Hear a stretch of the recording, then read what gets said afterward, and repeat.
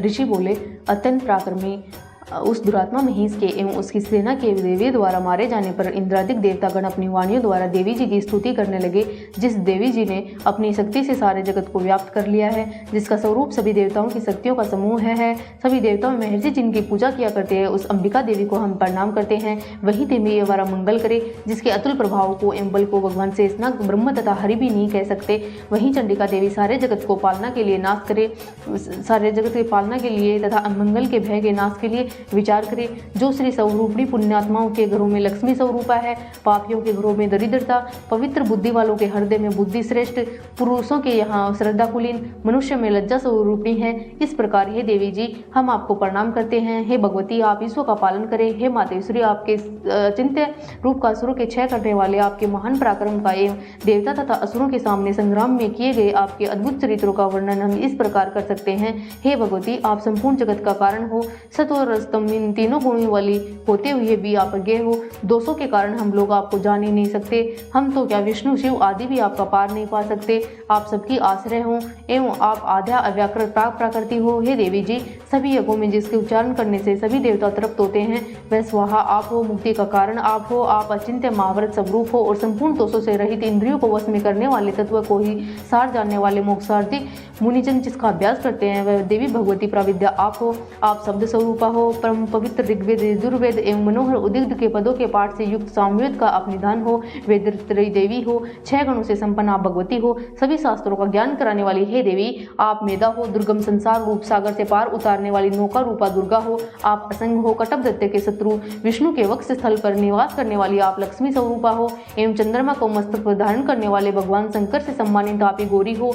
यद्यपि आपका मुख स्वर्ण से भी सुंदर, उत्तम कांति से सुंदर तथा परिपूर्ण चंद्रमा के बिंब का अनुकरण करने वाला निर्मल मन मुस्कान से शोभित है, तथापि इस प्रकार से चंद्रमुख को देखकर क्रोध से परिपूर्ण महिषासुर ने जट ही उस पर प्रहार किया। यह एक अद्भुत बात यह है, उससे भी अतीव अद्भुत एवं विचित्र बात तो यह है कि जब वही मुख क्रोध से युक्त था, उदय होते हुए चंद्रमा की बाती लाल लाल था, तनी हुई बोहें अति विकराल थी। ऐसा देखकर महिषासुर ने अपने प्राण तुरंत नहीं छोड़ दिए। भला कौन ऐसा प्राणी होगा जो ये क्रोधी यमराज को देखकर भी जीवित रह सके।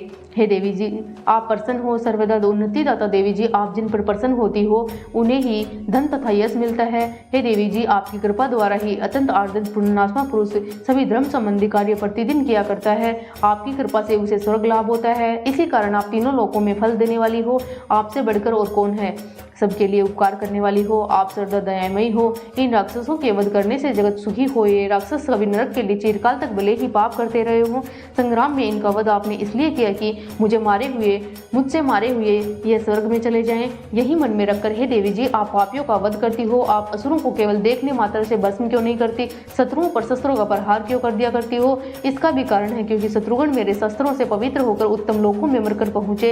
इस प्रकार आपके यह विचार अत्युत्तम है। आपका शील स्वभाव दुराचारियों के दुष्ट स्वभाव को निर्वत करने वाला है और आपका रूप अचिंत्य है, उसकी अन्य किसी के साथ तुलना ही नहीं हो सकती। आपका पराक्रम तो देवताओं के पराक्रम को नाश करने वाला है, दैत्यों का नाश करने वाला है। इसी प्रकार आप शत्रुओं पर भी दया किया करती हो।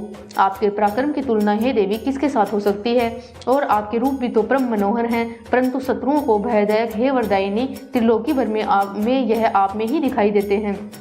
हे देवी जी शत्रुओं का नाश करके इस सारी त्रिलोकी की आपने रक्षा की। संग्राम भूमि में उन दैत्यों का विनाश करके उन्हें स्वर्ग में पहुंचा दिया और वह हमारा भय भी दूर कर दिया जो कि हमें उन्मत्त दानव डराया करते थे। हे माता आपको नमस्कार है। हे देवी हमारे सूल से रक्षा करे एवं घंटा के शब्द तथा धनुष की टंकार से भी हमारी रक्षा करे। हे चंडी पूर्व पश्चिम दक्षिण दिशा में भी हमारी रक्षा करे। अपने त्रिशूल को घुमा घुमा कर उत्तर में भी हमारी रक्षा करे। ऋषि बोले इस प्रकार देवी जी की देवताओं ने स्तुति की और नंदन वन में उत्पन्न हुए फूलों तथा गंध चंदन आदि से जगत की माता की पूजा की। सभी देवताओं ने भक्ति पूर्वक दिव्य धूपों द्वारा अर्चना की। तब देवी प्रसन्नमुख होकर उन देवताओं से बोली, हे सभी देवताओं अपनी अभिलाषा के अनुसार आप सब हमसे वर मांगो। देवता बोले, हे भगवती आपने तो हमारी सभी कामनाएं पूर्ण कर दी, कुछ भी बाकी नहीं। हमारे इसमें ससुर शत्रु का आपने वध कर दिया। फिर भी यदि प्रसन्नता पूर्वक हमें वर देना चाहती हो तो हे माता यह वर दीजिए। जब जब भी हम आपका स्मरण करें तब तब हमारी बड़ी बड़ी आपत्तियां दूर करें। हे प्रसन्न वंदने वातेश्वरी, जो भी मनुष्य इन स्तुतियों द्वारा आपकी स्तुति करे, उसे वित्त रिधि विभव दीजिए। हे अंबिके, हम पर सदा प्रसन्न रहिए। ऋषि बोले, हे राजन, जब देवताओं ने अपने तथा जगत के कल्याण के लिए इस प्रकार वर मांगा तब उन्हें तथास्तु कहकर भद्रकाली अंतर्ध्यान हो गई। हे राजन, पूर्व काल में तीनों लोकों का हित चाहने वाली देवी का देवताओं के शरीर से जैसा प्राकट्य हुआ वह सारी कथा मैंने कह सुनाई। जय माता।